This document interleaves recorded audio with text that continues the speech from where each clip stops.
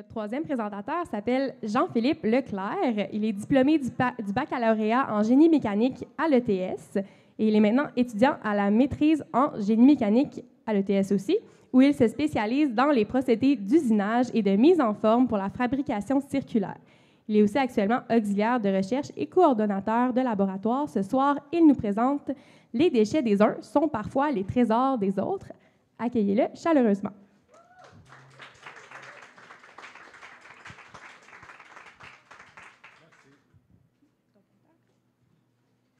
Bonjour.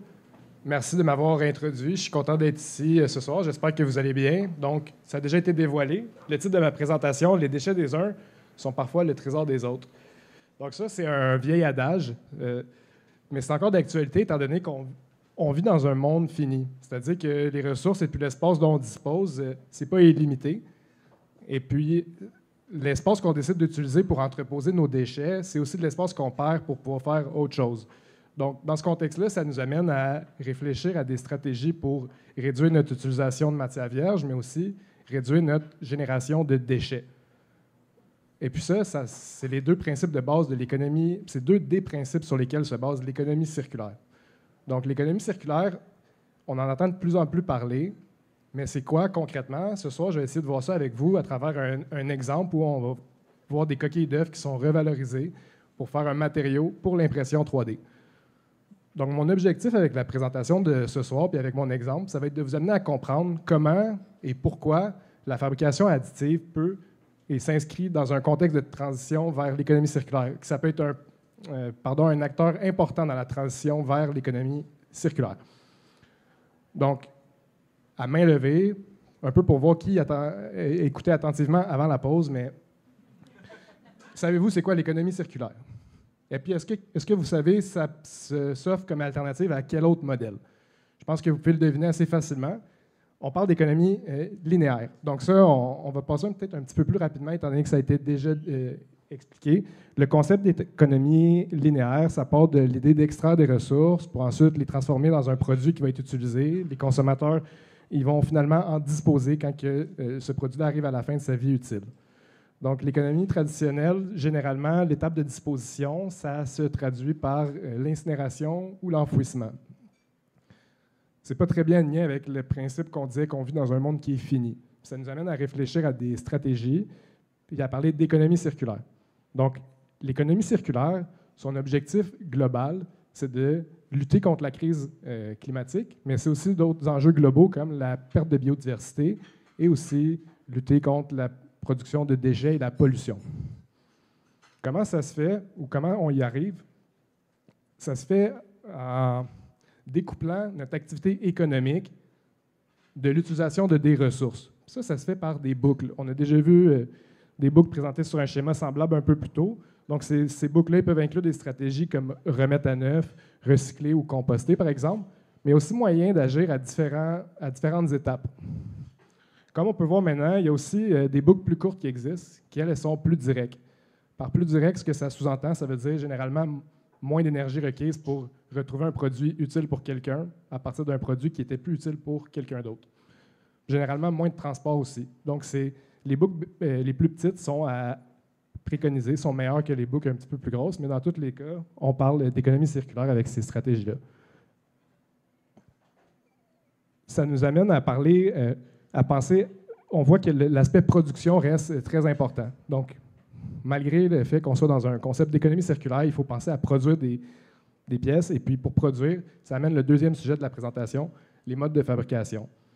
Dans une idée un peu traditionnelle, on peut penser à l'usinage ou au mode de fabrication soustractif, où, à l'aide d'un outil coupant, on part d'un bloc de matière. Finalement, on vient enlever de la matière partout ce qui ne devrait pas y en avoir, jusqu'à temps qu'on obtienne une pièce finale désirée. Donc, dans ce terme-là qui est assez vaste, ça regroupe différentes stratégies. Et puis, tant que le principe, c'est de retirer de la matière, cette matière-là qu'on retire, soyons clairs, ça devient un déchet, eh bien, on est dans un contexte de fabrication soustractive. Ça sert surtout à amener le sujet de la fabrication additive. Donc, je ne sais pas si vous connaissez ça, la fabrication additive à main levée.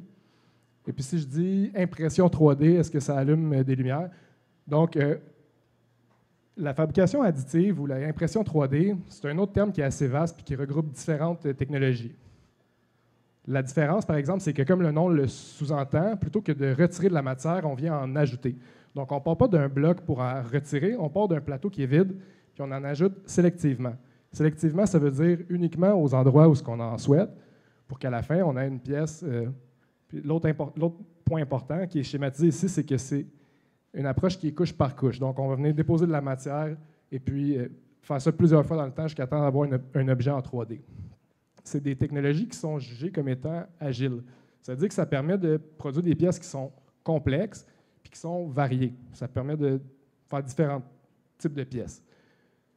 Mais l'aspect fabrication, maintenant qu'on a parlé de fabrication additive, c'est juste une partie de l'histoire. C'est le comment. Donc, c'est important de s'intéresser au quoi, donc le matériau. Le comment, c'est comment on va le transformer, mais le quoi, c'est on transforme quoi pour faire une pièce. Donc, pour l'impression 3D, on a le PLA. C'est un bioplastique qui est très populaire. Il est aussi utilisé dans d'autres industries. On dit bioplastique étant donné qu'il n'est pas fait à partir de produits dérivés du pétrole. Il est plutôt fait à partir d'amidon ou de maïs, par exemple. Pour le PLA, comme pour tous les autres matériaux, on cherche généralement des stratégies pour pouvoir réduire son coût. Une des stratégies pour réduire le coût des plastiques, comme le PLA, c'est d'y ajouter un agent de remplissage. Puis un exemple populaire, c'est le carbonate de calcium. Le carbonate de calcium qu'on utilise typiquement, il provient des mines.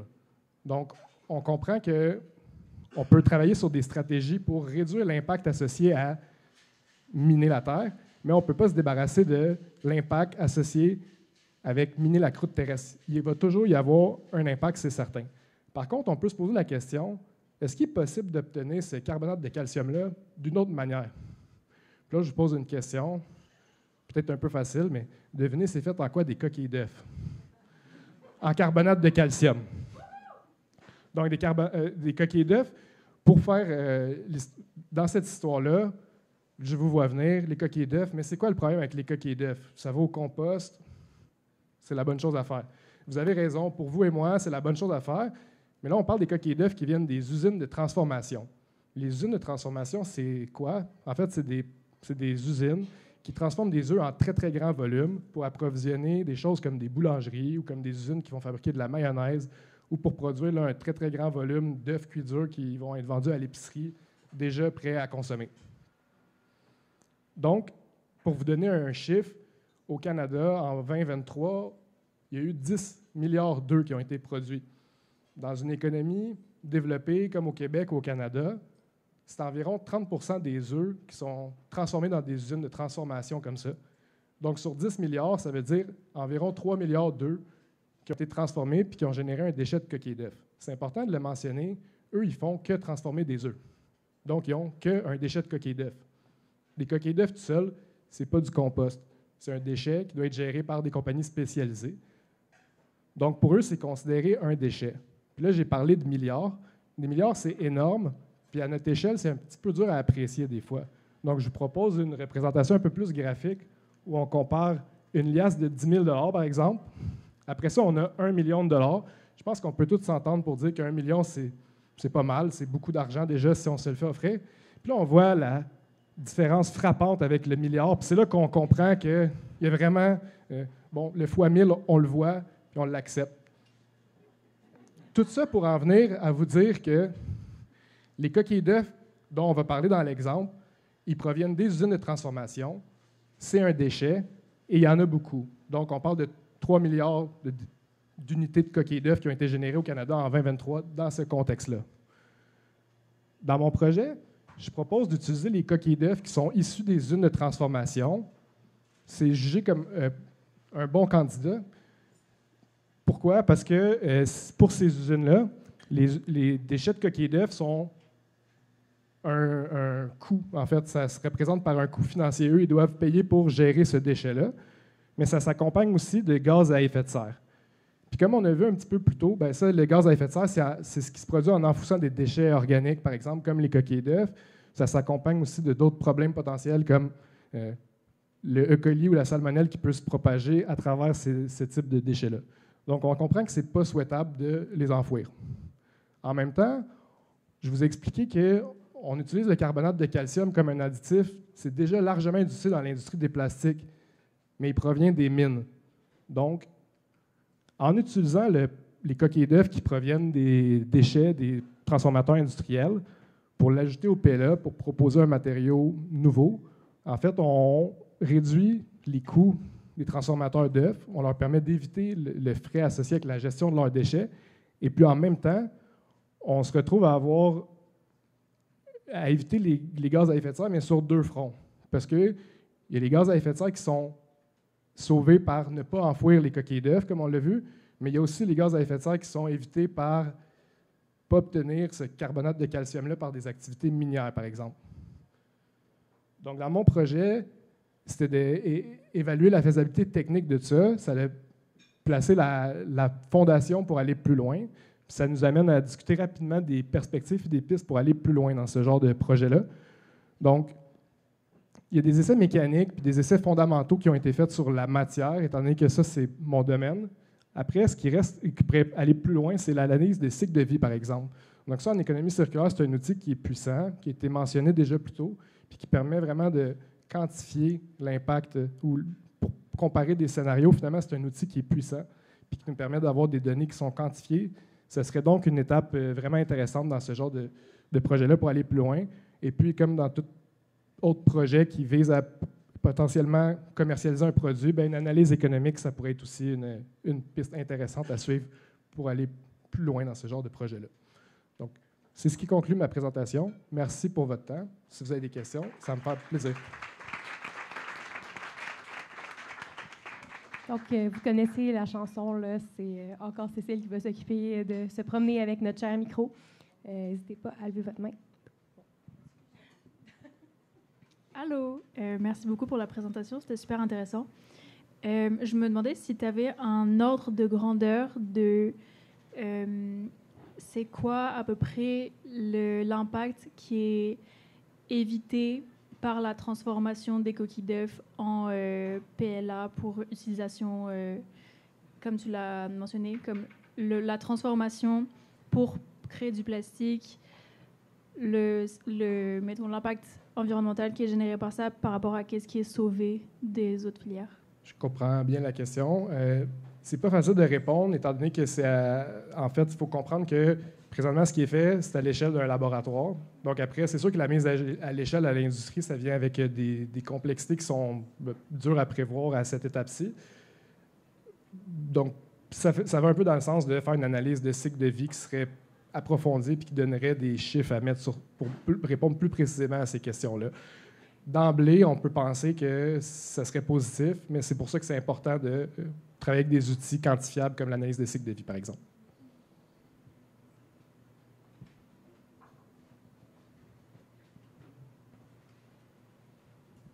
Est-ce qu'on peut se procurer ton fil? Est-ce qu'il existe quelque part? Est-ce qu'on peut faire des tests avec? Très bonne question. J'espère que oui, dans un futur pas si lointain. En fait, pour l'instant, la réponse, c'est non. Les produits commerciaux qui existent, qui incluent du carbonate de calcium dans du PLA, ça vient présentement du calcaire ou des roches là, de l'industrie minière. Donc, il n'y a pas de produit commercial qui est présentement disponible, mais ça fait partie des idées là, qui pourraient émerger de ce projet-là.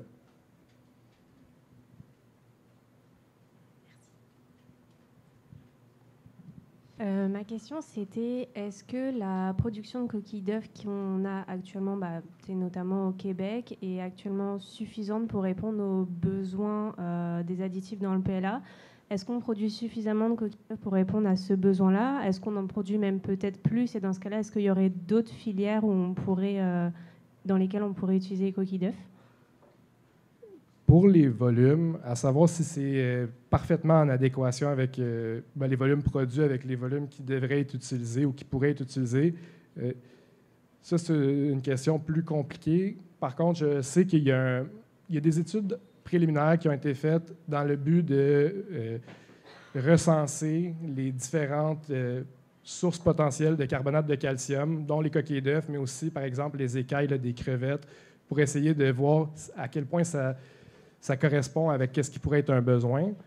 Puis ça semble être pas trop loin du compte. Après, ce qu'on sait des industries des transformateurs d'œufs, c'est qu'eux, ils cherchent activement là, des moyens de revaloriser ce déchet-là.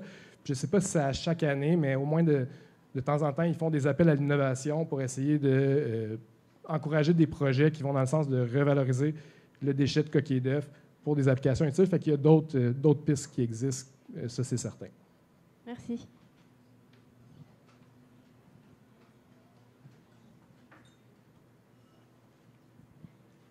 En fait, je suis curieux de savoir à quel point c'est demandant énergétiquement en ce moment de convertir le matériel biologique de la coquille d'œuf en matériel utilisable pour être mixé avec du PLA. Versus d'autres, mais, je ne sais pas s'il y a d'autres alternatives, mais en fait, juste à savoir, est-ce que c'est complexe niveau transformation ou c'est assez simple? Il y a différentes étapes qu'il faut réaliser pour obtenir. En fait, les coquilles d'œufs, comme vous pouvez l'imaginer, ne sont pas directement mises dans le PLA. Il y a des étapes de traitement. Pour finalement, le produit qu'on ajoute au PLA, c'est une poudre très, très, très fine. Pour vous donner une idée, là, c'est à peu près un tiers d'un cheveu normal à la grosseur des particules. Si vous avez pas des cheveux trop fins. Finalement, je m'excuse, je perds un peu le cap sur ta question, mais... En fait, c'était vraiment de savoir, en ce moment, avec les processus qu'il faut faire pour transformer le matériel biologique en quelque chose qui est utilisable pour le PLA, à quel point est-ce que c'est demandant énergétiquement puis complexe? C'est clair qu'il y a des étapes. Après ça, de bien les comparer, d'où l'analyse de cycle de vie que je propose, c'est pour bien comparer les étapes des coquilles d'œufs. À présent, on sait qu'il y a au moins de les broyer, après ça, de les broyer encore plus pour les amener vraiment en poudre, de les sécher. Donc ça, c'est des étapes qui sont connues. Après, pour faire la mise à l'échelle industrielle, puis comparer plus des pommes avec des pommes sur qu'est-ce qui se fait avec le carbonate de calcium issu des mines, là, ce que je peux dire, c'est que pour sortir le carbonate de calcium des mines et puis arriver à un produit commercial final, il y a beaucoup d'étapes, puis il y a beaucoup de transports.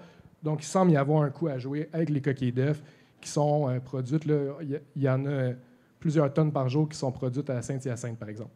Merci.